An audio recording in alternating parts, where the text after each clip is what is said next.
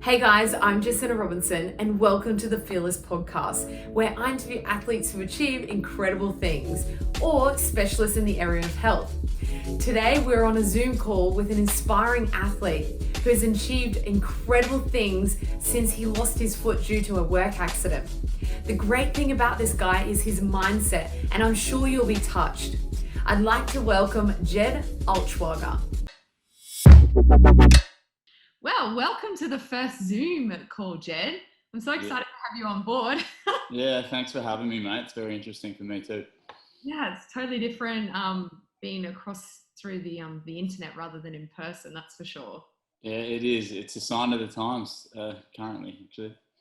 Yeah, I'm sure it'll keep us all connected, the internet, and then it'll be interesting to see if we connect slightly a little bit different once this is all over, whether we'll value each other's time a little bit, a bit more. Yeah, I think so, 100%. I reckon we will for sure.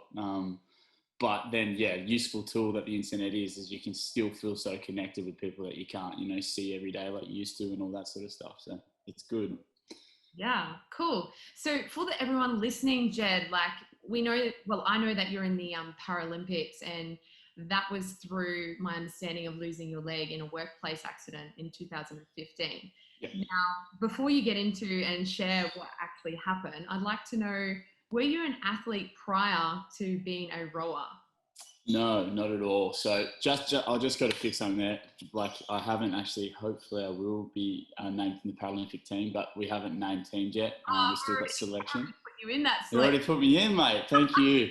I've just got to stop here because sometimes I feel bad because I'm like, what if I don't make it? So trials will now probably most likely go for us at the start of next year. We're not too sure yet. We would have already been trialed, but obviously with everything going on. Anyway, so been a member of the Australian rowing team for the last 2 years at the World Championships and stuff. So, but before my accident, no, I wasn't an athlete. I definitely would have not called myself that at all. I guess I didn't I didn't have a drive for fitness at all. I surfed. I was always an outdoorsy kind of guy.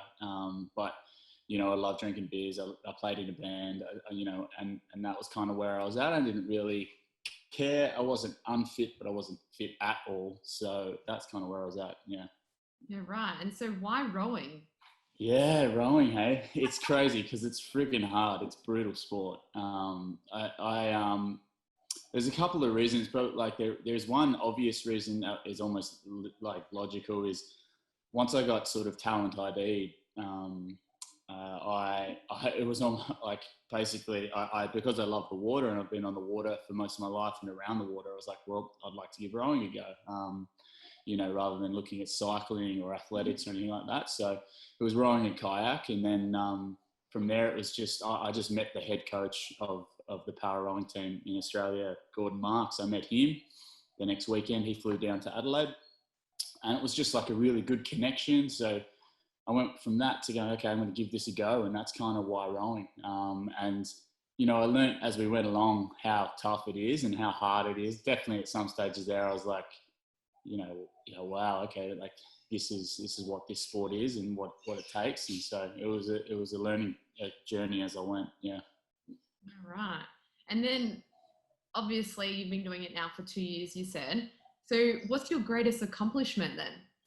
Yeah, I guess so. I've been doing it for a little over 2 years now, probably a little bit closer to 3. And I guess my greatest accomplishment. I'm very much a guy that kind of looks at the whole journey as an accomplishment. I really am not one. I'm not a huge, not fan, but I'm not a huge person on a single thing or event. Although representing Australia wearing the green and gold at a World Championships. Like it was probably my greatest accomplishment this year. Sorry, last year we were able to do that in the men's pair and win silver. It was a crazy race, but a really good one. So that's probably up there. Earlier in the year, we won gold in a similar event in Italy. So that as far as winning a race was great, but just general representing the country and seeing how far I can push myself is my greatest accomplishment, I think. Yeah, that's fantastic. Yeah. people listening don't know what happened in your your accident. So Yeah. yeah. Yeah, fill you in. We'll do. Yeah, we're just like, you look fit, strong, healthy. Yeah, well, a lot's changed. So with my accident, it was 2015. I was working in construction. So I was working in earth moving, and basically I was operating a small digger, digging a fence post holes. Long story short is it was really unstable ground where we were, very steep driveway basically, and the machine tipped over. From there, I kind of rode it down, and as a reaction, I put my leg out, and it got crushed. My left leg got crushed between basically the cab and the road or the path, basically. And that was basically how I had my accident. And from there, it wasn't severed at the scene. There, it was a crazy moment there alone. Just being stuck under the machine for about 15 minutes was crazy, and then the ambulance ride, and I guess as that day unfolded, having my wife there and the emotions that brought on, and then sort of learning that, okay, best option was getting my leg amputated, and hearing those words. So that's kind of that day alone, pretty big day, but that's kind of how it went down. Yeah. Yeah. And were you conscious at that time, or what? Yeah, I was fully conscious. So I was completely awake. So I mean, I was under the machine. That the ambulance took about 15 minutes to get there. It was those really weird spots that I was kind of getting a bit lost. And I was really fortunate enough to have the MedStar come as well, which are basically like the GI Joes of the ambulance world. They're amazing. So they came down there as well. They were basically at the scene at the same time for sort of serious injuries and crush and sort of crush injuries and stuff like that. So I was conscious the whole time, like the pain. So when I was sort of looking down at my leg, it was probably the width of that where my foot was, and I'm looking down at that, and it was only really from the ankle down. And, at that point, I really didn't feel any pain. It was just like, I just need to get myself out of here, because I was just being stuck was freaking me out. And, I was helping the contractor. I was shoving wood down, and we were getting a little bit more, leverage on the machine to get it up and more. And I guess being present at that moment and trying so hard to get my leg free, it's something I look back now and I feel I'm like, that was a very strong, powerful moment to be present there and basically, be a part of that. Once we got the leg out, that's when the pain really kicked in and stayed obviously conscious still, but just so painful, like brutal pain.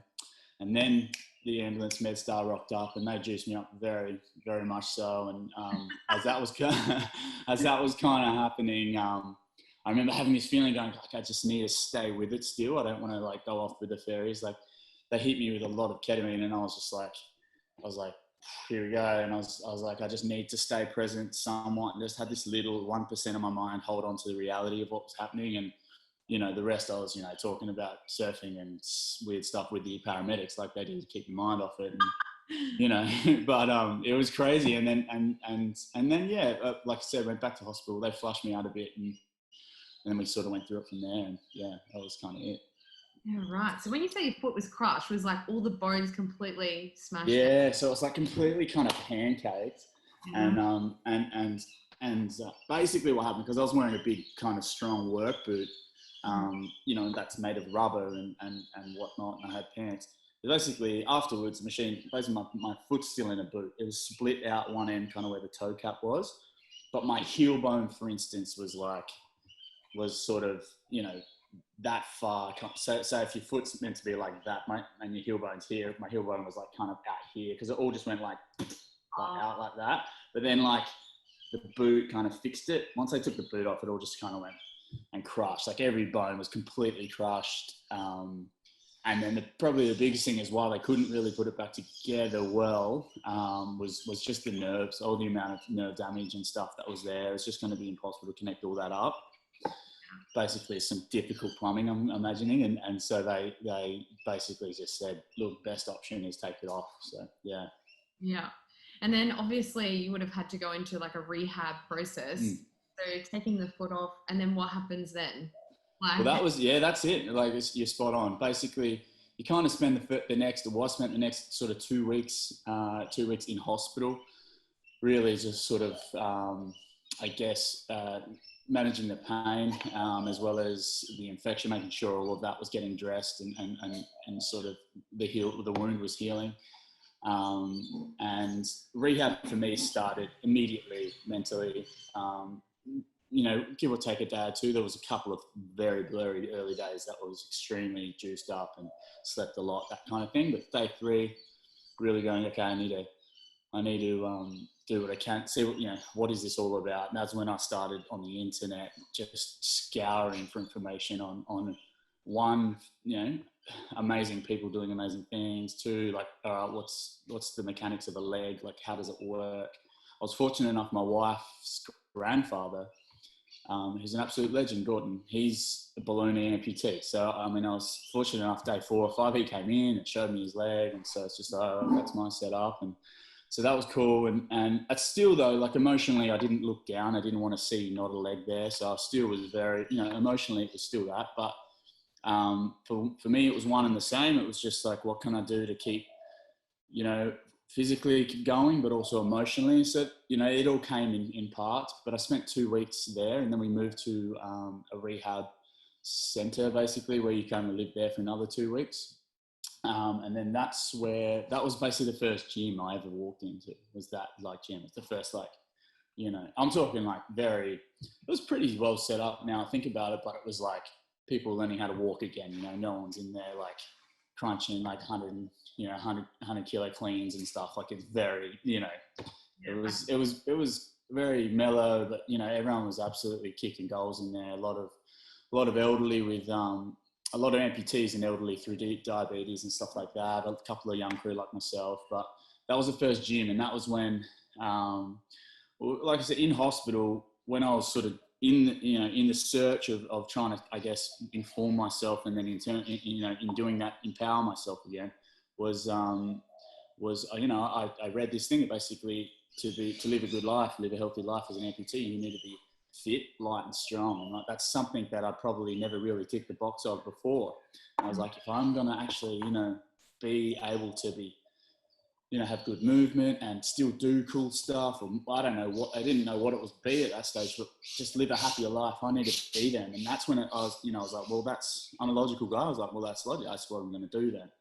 And so that was the seed that got planted. I was like, fit, light and strong. Those 3 words, fit, light and strong. And from there, it was like, well, let's do it. Like, let's have, and so that's where it happened. And then the physical stuff when the gym started, and I stayed in a rehab gym for probably 6 months. And then I started going to like just a sort of generic kind of good life gym near me for a month or 2. And then a guy there saw me that had just basically took over a CrossFit box like around the corner. And then that's when I was like, he's like, dude, I think you want to do this. And I was like, that's exactly what I want to do. So that's kind of my journey, how it happened. Yeah.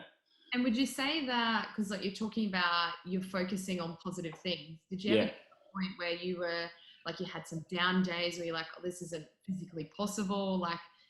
Like, did you have that? Did you experience? Yep, absolutely. I absolutely had down days and moments, but like they were very much, I learnt early to like, basically the way I explain the situation to people is like, at that time, like, just everything was just on steroids, like, as far as focus, as far as everything, you're sponging in everything, like, so I really feel like it was almost like you could get, it's like you could get a year's work done in a week. It's just like everything, you were just so focused on everything. And that could be good or bad. If it was focusing on the bad, you could go boom like that down the bad path, or boom like that down the good one. And so for me, I explained it like, I'm choosing the positive choices here. I'm choosing the opportunities. I'm choosing gratefulness instead of blame and hate and, and stuff like that. Like when I got wheeled out of the normal hospital into the rehab hospital, I was practicing it already. I asked my mum to stop just before I got in the ambulance. I turned around, I bowed and prayed to the hospital. I don't know, I don't even pray, but I was just like, thank you to the hospital. I was practicing gratitude then. And just because that's the sort of stuff that I knew I needed to fill myself up with. I didn't drink for about 18 months.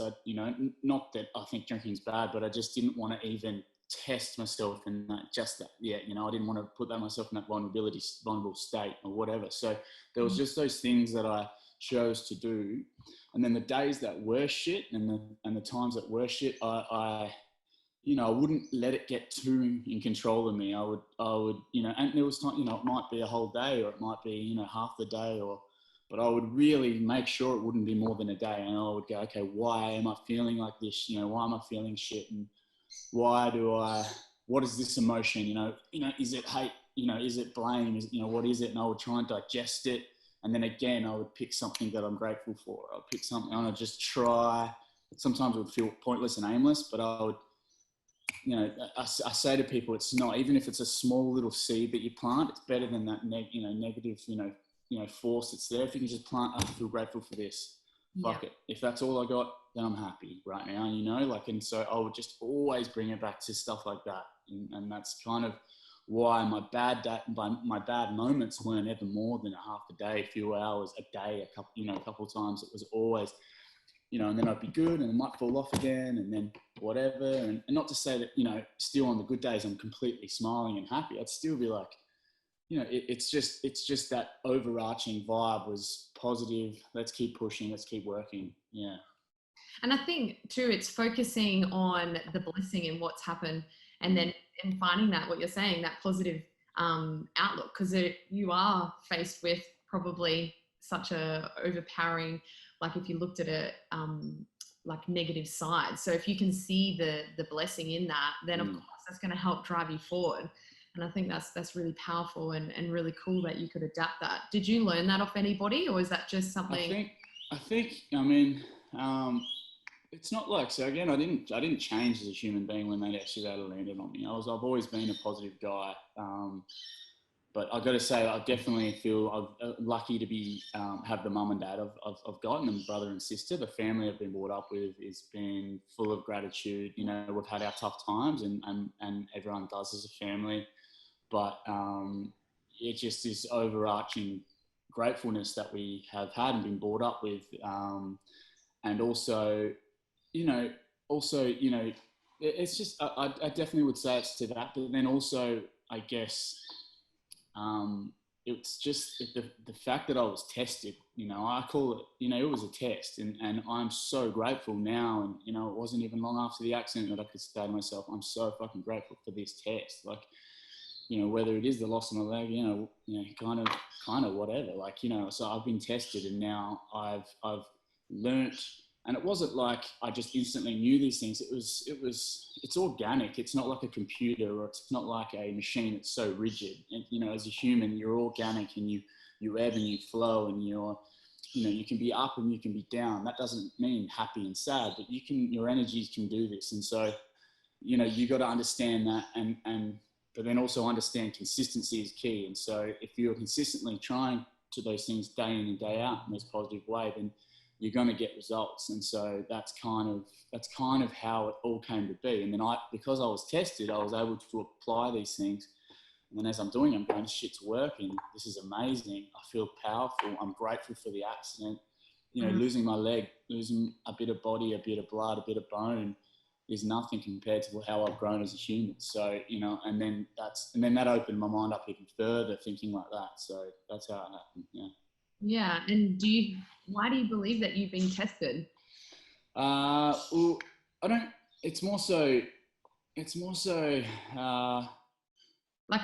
you think that this was this happened to you so that you could inspire more with the way that you are, have been brought up where you've been more grateful? Sure. Or what's your thought? Yeah, for sure. I think as humans, we have a couple of ways of doing things. So we're really good at basically connecting the dots. And so you could easily look at me. I could easily go, look, this is a purpose. This is to motivate. This has all happened. But I think it can be it can be that, but it can also be it's one of those things. You believe in fate. It's like it can also be just.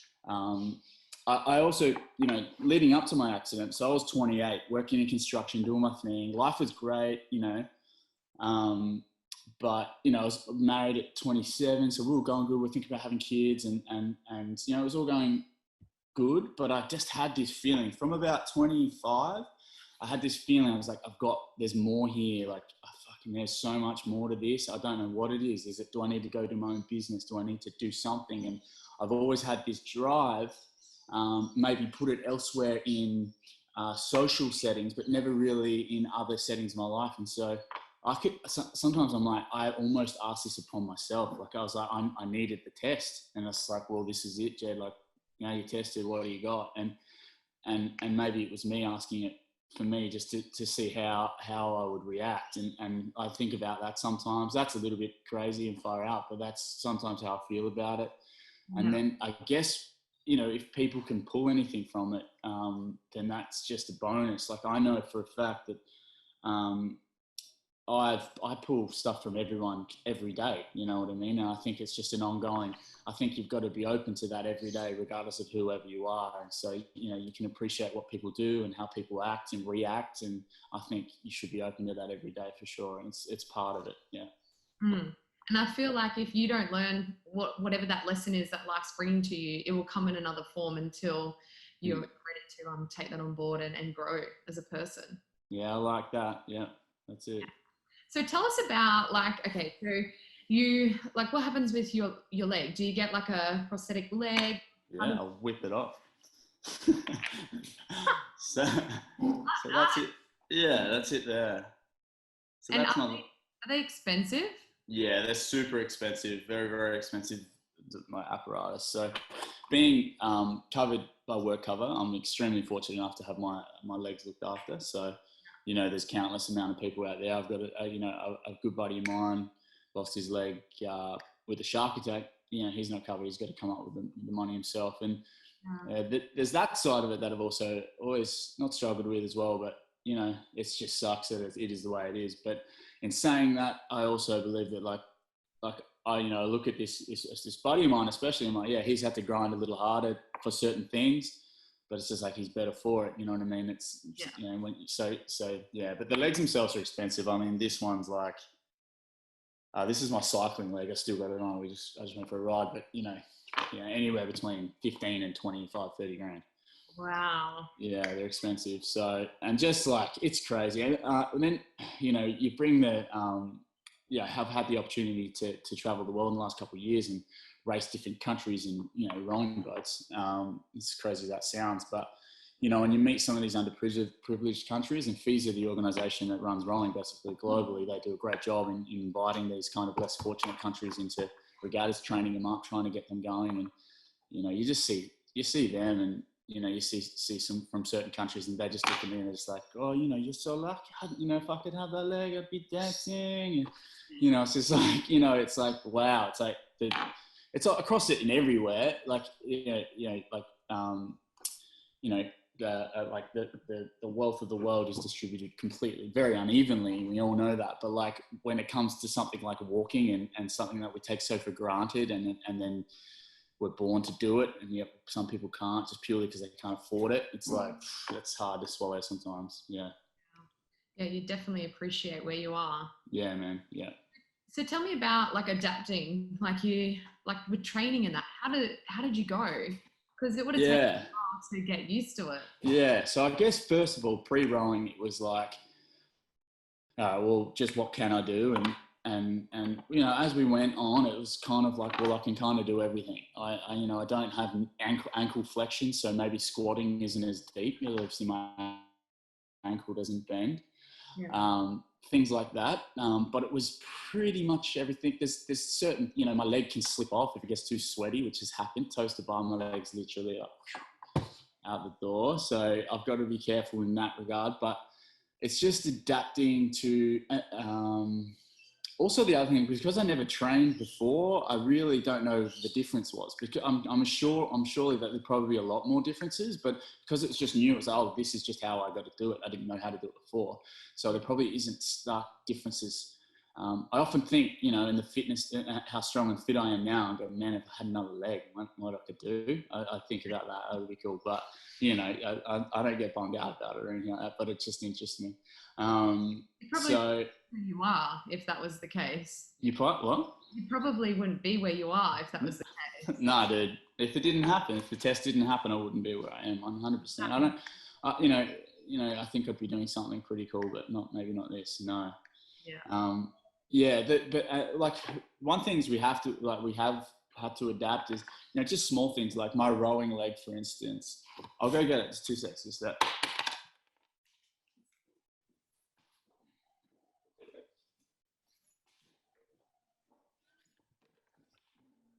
So this is my rowing leg.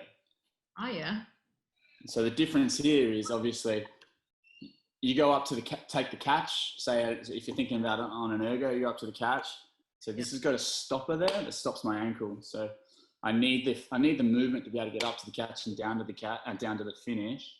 Yeah. And then also I need a stopper to kind of mimic where your Achilles stops letting you bend and your ankle joints. So we've had to make, I didn't have this to start with. I just had to figure it out myself and play around. My leg for the bike, a little bit different. We've just got a little bit of a different angle on the foot. We just play around with things like that. Yeah. And has that affected your knee or your hip at all? Well, funny you say that. I've been riding a fair bit lately because we're not allowed on water, and my left hip is played up a little bit. I had the physio look at it, and it can. I've just got to be careful. Just like anything, if you start a new movement, anyone. I haven't had a huge amount of issue so far. Probably the biggest issue is almost like the sling effect that we have with our bodies. So you say your right leg and your left arm, the way that pulling works is it really slings, especially in a boat. Rowing sweep is and so my thoracic and especially my right side thoracic gets a little jacked up there and stuff. So, but with good consistent mobility work and physio, it's just like, it's fine. Yeah. And when you say mobility work, do you mean stretching or do you mean like using weights to get into certain ranges or? More so stretching, but like a mixture of static stretching and the other, just moving through stretching and just stuff like that. That's probably my mobility that I'm sort of talking about there. Just keeping moving, keeping thoracic moving very well for me. That's a big thing. And my hamstrings nice and loose. That's a big thing, which is just all normal for me. It's just, a couple sessions a day before I row or before I ride or whatever. And then I'm on it. Yeah. I think I train a lot of people, and when it comes to when you say, oh, you've got to work on your mobility, stretching out, they're just like, why would I do that? I'm like, oh my God, that's so important. It's probably a little bit more important than just moving. Getting some range in there because we're so tight from stuff. It's so true, and it's like longevity too. It's going to give you longevity in those movements, and I've learned that you can. And the thing is you can. It doesn't seem it when you start, but you can get better at it. See, people just think, I can't touch my toes. And it's like you can. You just got to keep trying. People don't think you can get better at it, and there are some amazing people that have mobility. I've had amazing coaches throughout my circle that just, can just the places they can put their body in, how much power they have in those certain positions is amazing. So I look at that and go, that's why I do it. Partly as well is just to keep me moving. Especially my thoracic, I've just got to always have that. If I have a day or two off a rower or the water, it's just no good. I've just got to keep my back going. Backs are a big thing with rolls and ribs. So it's amazing, that when you don't move for a couple of days and then you're like all tight and you're like, oh my God, I just needed to get down on the ground and just move around a little bit and I would have been fine. But you definitely sort of, I guess, especially as you age, you kind of stiffen up a little bit. Yeah, you do, mate. You really do. Yeah, you got to keep on to it. Yeah, I agree. It's crazy. Stretching is going to be, I think, the big thing coming out, leaning forward. You reckon? I think that. And I reckon, I'm going to say this because I'm a girl, but strengthening the glutes. I think a lot of people think, I'll just do the legs. And you're like, no, having strong glutes really helps with a lot of movements. Oh, so many movements. So many movements. It's like the biggest muscle group. And it's just like, it's in the center of your body. It's just helps with everything. Yeah.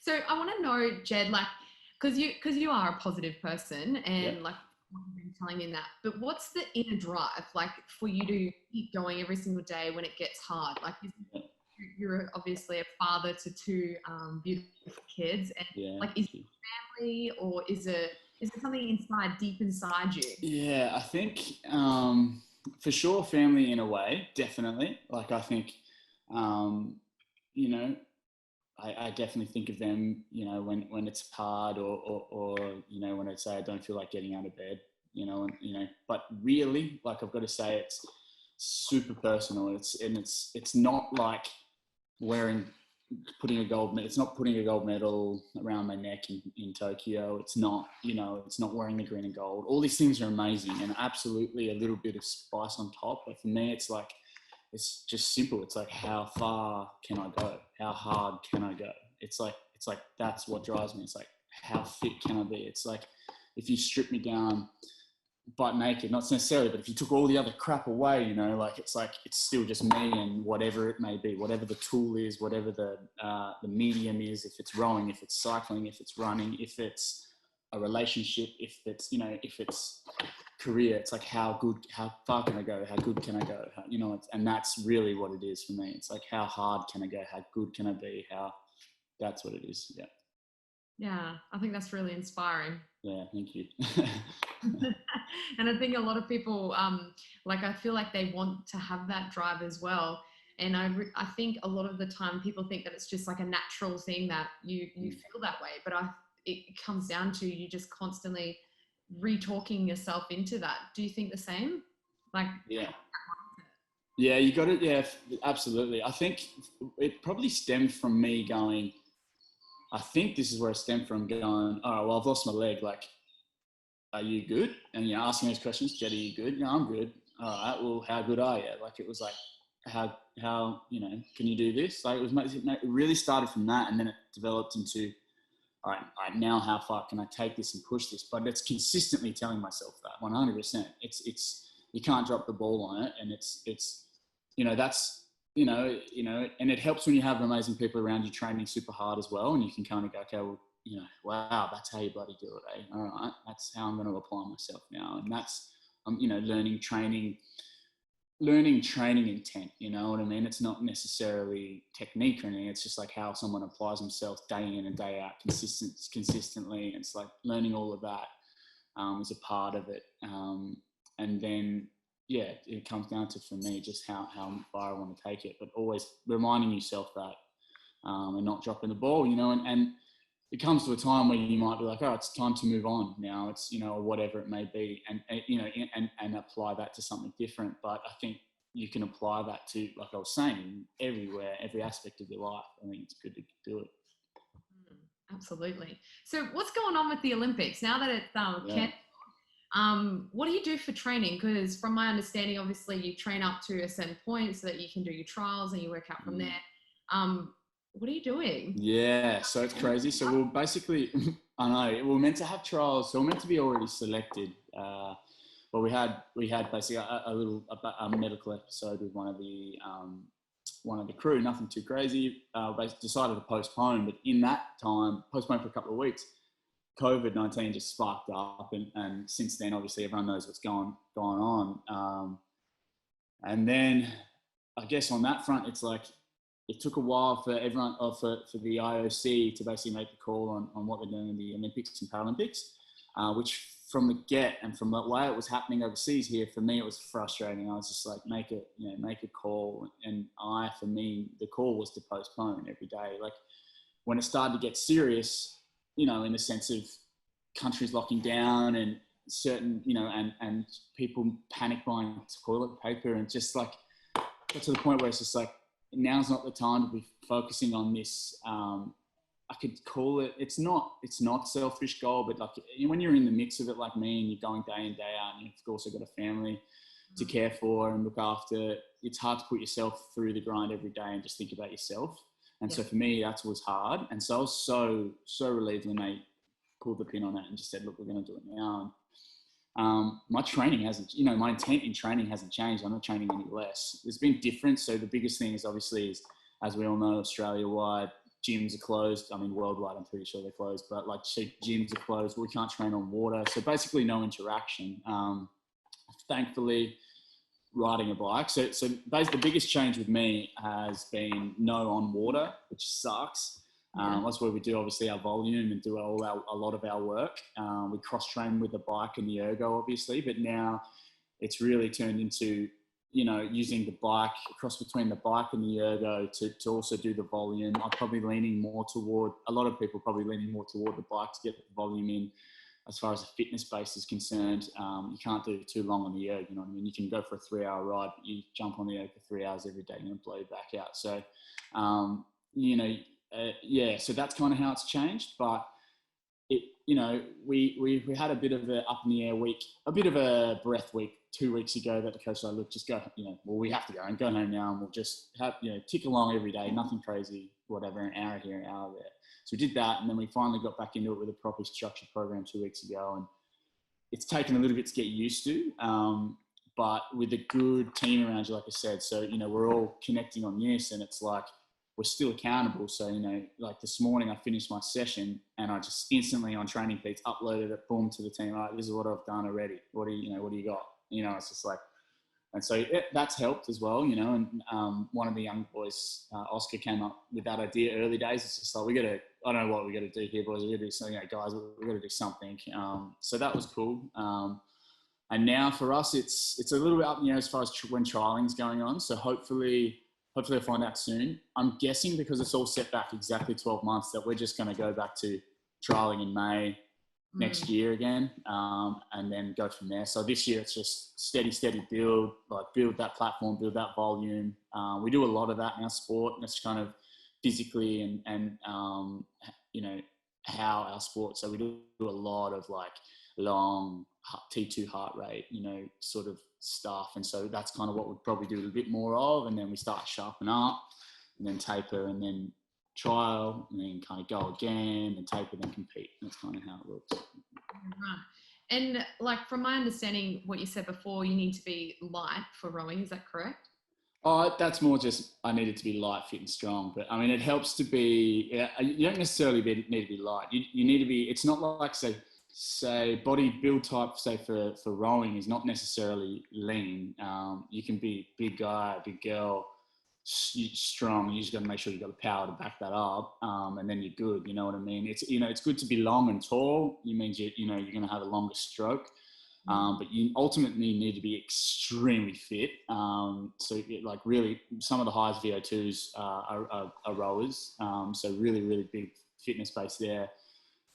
But then also strength, and weight's not a big deal. A lot of the men will sit around, not somewhere between high 80s and 100 kilos. A few of them are over 100 kilos, and this is like lean guys. So you're talking very strong 100 kilo guys, but they're like 6'6", 6'7", kind of big guys. I'm 6'2", I'm 85 kilos, 82 with a leg off. So, that's kind of, you don't, in comparison to say a cyclist as well, is say cyclists, especially road, will have really big, good strong legs, quite lean, they don't need the extra weight, where we can get away with it. We do need to be strong up top still.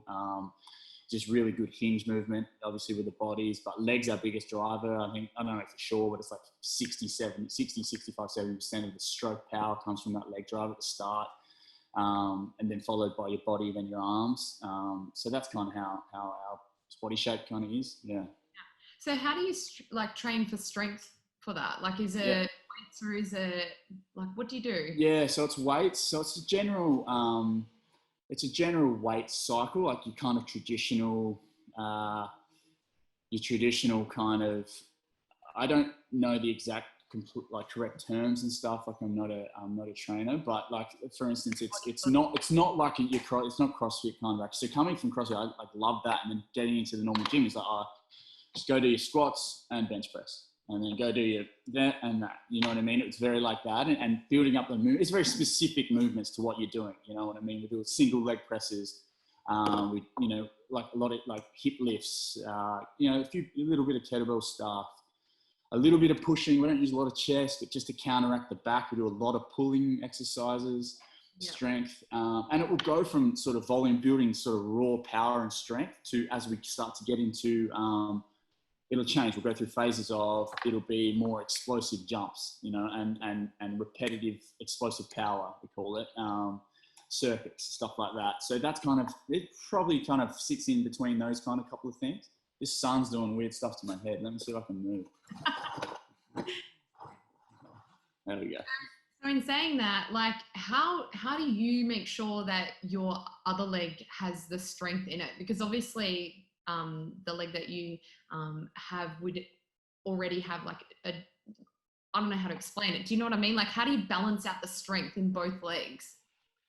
Yeah, well, we've tried. So you come up with it. You can come at it with two tacks. Like, first tack is, all right, let's try and match up with legs here. That's obvious. That's two powerful legs. Yeah. You know, it's going to prevent, you know, injury and whatever. But you learn pretty easy that you're just not going to be able to make. I'm not going to be able to make my left leg, my left glute as strong as my right. It's just the way it is. You can definitely build on it though. So that was the thing. It was like, all right, we can target certain movements, and we play around with these weird machines I've never seen that we've got at Sassy here. That just, I don't know, like this thing. I don't even know what it is. I have no idea what it's called. But anyway, it targets my left glute amazingly. So I jump on that sucker, and you know, there's a few things that we try and just make sure the left is getting as much as it can. But ultimately, the right is just going to be. It's so much bigger and stronger than my left. So the other thing was like, well, we don't want to make the right, you know, plateau the right. We still need it. So it was just like, we got to one point there, we were like, oh, let's try and even it up. And then we kind of got to a point, and this was like early days, but you're kind of learning what's good and what's bad, you know. And then I think the strength S&C coach is like, look, Jed, I think we're just going to make you right as strong as we possibly can. I think your body's going to be fine.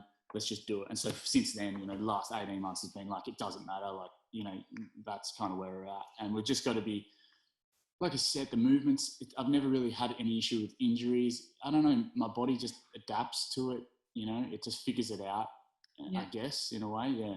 Does that affect your stroke in the water? Like it doesn't, no. Like I know a lot of people say, so even with a scull, so I rode my international boat sweep, so that's one oar. So I'm only rowing on one side of the boat, so you're never going to really notice that. But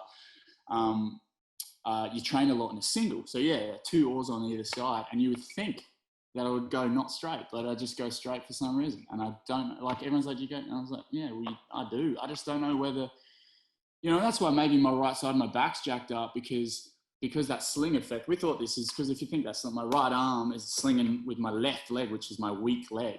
And so maybe I'm really pulling through, and, you know, I'm not noticing, and so maybe a bit of that. But we don't, you know, it's straight on water. So I don't hit too many buoys, which are good.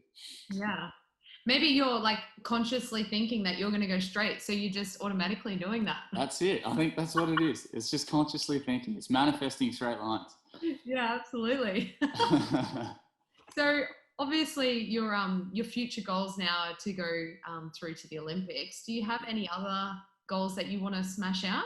Yeah, I mean, we'll stay on the fitness, or on the fitness tip for now. I'd love to do a marathon, so I'd love to do that. I don't think I'm going to be able to do that before Tokyo, depending on selection. If I don't get selected, then I think I'll knuckle down to something like that before, and you know, a few things like that. And I'd like to do a triathlon, so I'd like to tick a couple of things off like that. I'd also like to sink my teeth back into the adaptive CrossFit world and maybe go over to Waterpalooza or something like that. I'd like to sort of do a couple of those things. And then on the other side of it is developing talks and stuff. So I've done a few talks at schools. I love doing it. So that's probably the biggest thing. That's kind of, once the intenseness of training at this elite level and the time and dedication it takes fades away, when that does, you know, whether it's in a year or 4 years, I'm definitely keen to keep building that and keep pushing that, and developing a product, or just having my face in as many schools as I can get in, and you know, workplaces and stuff like that. So Jed, how can people get in contact with you? Like, obviously they're listening in, and if they would like to speak, how do they contact you? Yeah, well, probably the easiest way is Instagram and Facebook. My Instagram, you can obviously put my name in to both of them, Jed Altschwager, and you'll find me. There's not too many Jed Altschwagers around, so I'm there. My Instagram handle is New Boots Old Jeans. New Boot Old Jeans, actually. I changed it. So I had the tag New Boots Old Jeans before I lost my leg, and then some guy made a comment. I was like, oh, you've only got one boot now. So I changed it to New Boot Old Jeans. He was a mate of mine. So that's my Instagram handle there. I do a lot on both. I've got a couple of things on YouTube that I've done early days, and I'm going to do a little bit more of that. But, Instagram and Facebook, and there's emails attached to both. DM me. I get heaps of DMs from, around the world and around the country. So I always like interacting and helping out when I can. Yeah. Cool. And anyone that's listening, I'll pop Jed's Instagram, Facebook, and email in the comments below, so that way they can get direct access to you. So Jed, I'd love to know, before we hop off the call here, what's your advice for everybody that's listening? Like, obviously with the coronavirus, there's lots of people indoors and they're a bit fearful, but want to still train and still want to get, that feeling from training, that de-stress. So what's your advice? Yeah, okay. I think firstly is, regardless of whether it's training or whether it's your work or your career or whatever, is, I sort of touched on it before with me, is we all have an amazing opportunity right now. The world's completely stopped, slowing down, and we all have an opportunity to be able to do the same. And in doing that, we can grow as a person.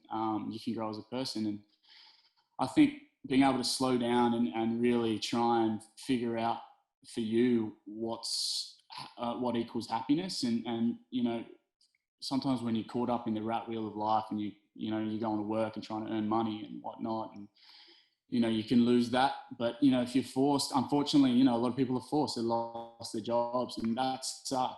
But so did losing my leg, and it's it didn't stop me from looking for the opportunities. So I'd say look for the opportunities, and if that's spending more time with your family, or it's planning your next step when the world sort of gets back going and the cogs start turning again.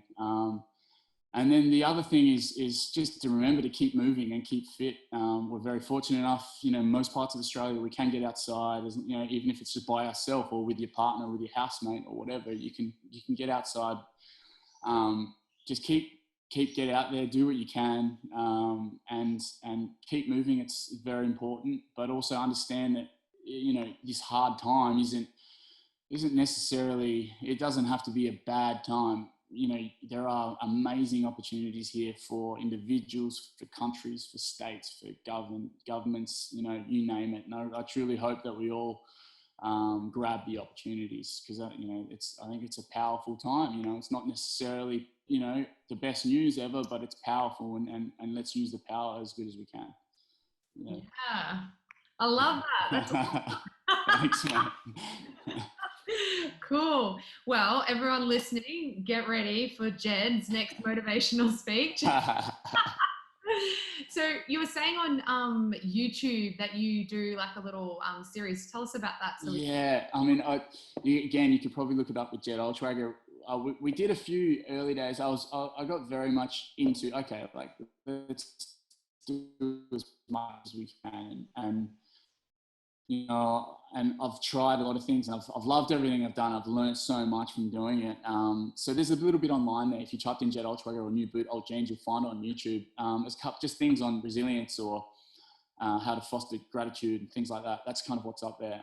But a buddy of mine, Brad, his Driftwood on Instagram there, he contacted me out of the blue, somewhat out of the blue, yesterday, and we had a little chat, and he's like, dude, let's do some stuff. I don't know how we can do it, but he's the videographer guy. He's really talented in editing. He's like, let's do some stuff. So maybe, in the next coming weeks, I'm probably going to have a few more newer ones out there, especially at these, trying times for everybody. So hopefully there'll be some fresh stuff up soon. Awesome. Well, I look forward to tuning in and seeing what thank you. Come up with. Yeah, thanks, mate. Thank you.